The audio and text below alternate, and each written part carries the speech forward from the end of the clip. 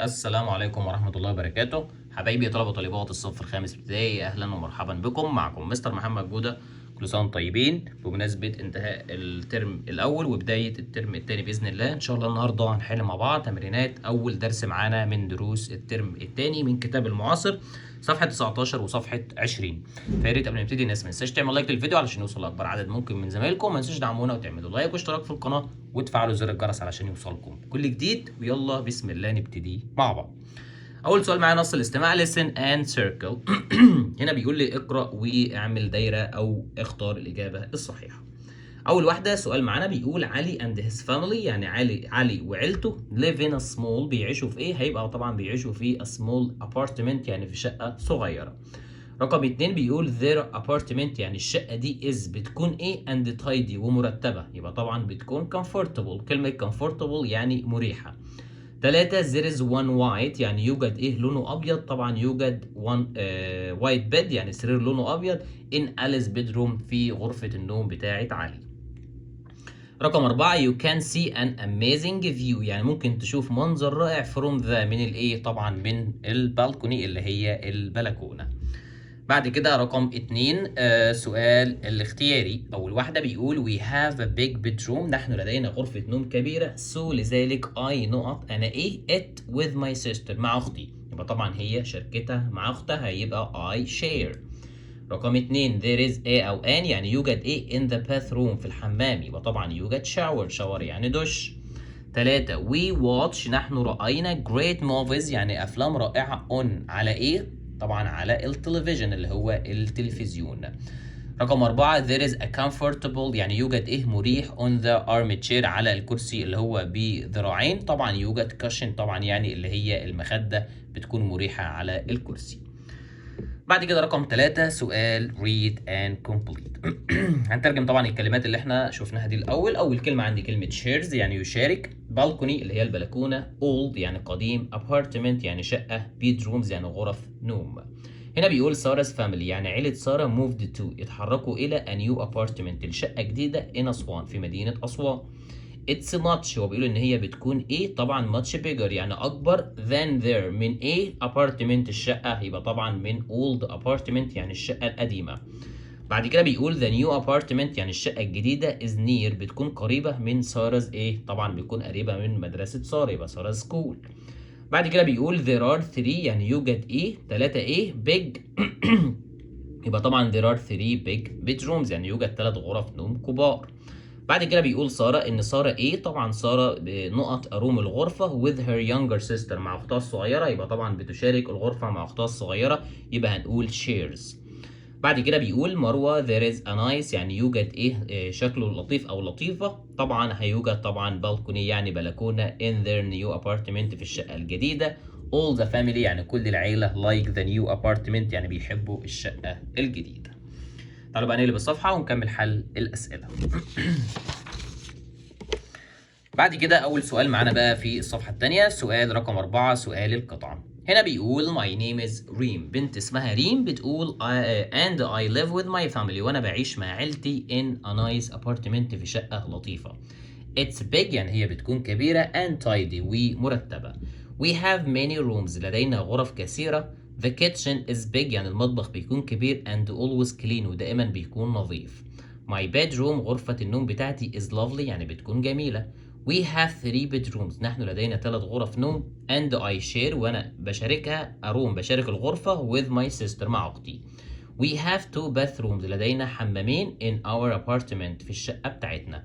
The balcony، البلكونة is really، بتكون really ايه؟ طبعا بتكون really fantastic، يعني رائعة جدا.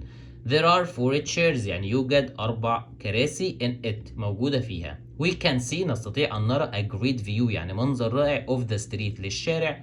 My parents، والداي sit in the balcony، بيقعدوا في البلكونة at night، بالليل to drink coffee، لكي طبعا يشربوا قهوة. بعد كده أول سؤال بيقول the general idea، أول فكرة أو الفكرة الرئيسية of the text، القطعة بتتكلم عن إيه؟ طبعا بتتكلم عن شقة ريم، يبقى هنقول ريم's apartment. The underline word، الكلمة اللي تحت الخط اللي هي كلمة parents. طبعا كلمة parents معناها الوالدان، يبقى طبعا هتساوي كلمة father اللي هو الأب and mother، وطبعا الأم. بعد كده أسئلة الأنسر. أول سؤال بيقول why do the parents sit in the balcony؟ ليه الوالدان بيحبوا يقعدوا في البلكونة؟ طبعا لأن البلكونة يوجد فيها منظر رائع للشارع، يبقى هنقول because لأن there is يعني يوجد a great view يعني منظر رائع of the street طبعا للشارع. بعد كده بيقول does ريم يعني هل ريم like her apartment بتحب الشقة بتاعتها ولا لأ؟ طبعا هو قال في القطعة إن هي بتحب الشقة جدا، يبقى هنقول yes she does أيوه هي بتحب الشقة بتاعته. بعد كده سؤال رقم 5 سؤال الترتيب. هنا طبعا جايب لي كلمة ماي جملة، طبعا هنبتدي ونشوف. هنا أول عندك كلمة ماي، طالما جاب لي كلمة ماي قلنا طبعا لازم يجي وراها اسم، يبقى هقول إيه؟ يبقى هقول ماي سيستر يعني أختي. خلاص أنا كده جبت الفاعل، يبقى أنا محتاج أجيب فاعل، يبقى هقول إيه؟ الفعل طبعا هيكون كلمة لايكس، يبقى ماي سيستر لايكس يعني أختي بتحب إيه؟ طبعا ذا نيو أبارتمنت يعني الشقة الجديدة، يبقى ماي سيستر لايك ذا نيو أبارتمنت. رقم 2 هنا سؤال بادئ بكلمة دو، طبعا احنا قلنا قبل كده ان احنا عندنا طريقتين للسؤال، سؤال بهل اللي هو سؤال بادئ بفعل مساعد زي السؤال اللي معانا ده، وسؤال طبعا بيبتدي بأداة استفهام. طيب السؤال اللي بفعل مساعد ده هيجي وراه ايه؟ طبعا انا جبت الفعل المساعد يبقى هجيب فاعل يبقى يو، بعد كده فعل لايف يبقى دو يو ليف يعني هل انت تعيش فين؟ طبعا ان يعني في a big house يعني في منزل كبير، يبقى do you live in a big house. بعد كده رقم 6 سؤال البانكتويت. هنا جايب سؤال بادئ بكلمة واي، هنا طبعا عندي كلمة فريدة ده اسم بنت أول حرف منه لازم يكون كابيتال، عندي طبعا كلمة دينا برضه أول حرف منها كابيتال معمول، وطبعا ده سؤال يبقى هينتهي ب question mark. آخر سؤال معايا بقى سؤال الباراجراف. هنا جايب لي باراجراف عن your new apartment يعني شقتك الجديدة باستخدام كلمة بالكوني يعني بلكونة وأوفن يعني فرن. تمام، هنا الباراجراف ده احنا حالين زيه قبل كده في الترم الاول. طبعا هنا لما بيكون بيتكلم عن شقه او بيتكلم عن بيت، انا هبتدي اول حاجه في الباراجراف اللي زي ده هبتدي اعرف نفسي، هعرف نفسي الاول وبعد كده هقول انا بعيش انا وعيلتي في كذا، يعني في شقه في منزل عائم في ايا كان بقى المكان اللي انا بعيش فيه. يبقى انا اول حاجه هبتدي وهقول هعرف نفسي، هقول ماي نيم از محمد، انا اسمي مثلا محمد. خلاص هقول ان انا بعيش في شقه مع عيلتي، يبقى هقول I live in apartment انا بعيش في شقه with my family مع عيلتي. خلاص طيب بعد كده هقول ان الشقه بتاعتنا مثلا بتكون كبيره وجميله، يبقى هقول ايه؟ our apartment يعني الشقه بتاعتنا is بتكون ايه؟ بتكون big يعني كبيره and beautiful طبعا يعني شكلها جميل. بعد كده هقول ان هو يوجد فيها 3 غرف نوم ويوجد مطبخ ويوجد بلكونه. سهله جدا، هقولها ازاي؟ هقول there are، طبعا هنا هنكتب كلمه are، يبقى there are 3 bedrooms يعني يوجد 3 غرف نوم and big kitchen طبعا يعني مطبخ كبير، يبقى يوجد 3 غرف نوم ومطبخ كبير. خلاص وايه تاني؟ هنقول مثلا we and a balcony وطبعا يوجد كمان بلكونه. تمام، هقول ايه تاني؟ هقول طبعا ان يوجد برضو، هو انا طبعا جاب لي كلمه اوفن فرن يبقى ادخلها في وسط الكلمات، هقول ان there is يعني يوجد oven يعني يوجد فرن فين؟ هنقول طبعا in the kitchen يعني في المطبخ.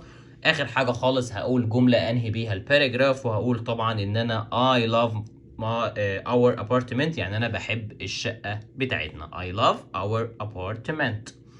كده طبعا يبقى وصلنا لنهايه الفيديو، اتمنى الناس كلها تكون استفادت من الشرح، واتمنى لو في حد استفاد من الشرح ما ينساش يدعمنا ويعمل لايك واشتراك في القناه ويفعل زر الجرس علشان يوصلكم كل جديد. كان معكم مستر محمد جوده، والسلام عليكم ورحمه الله وبركاته.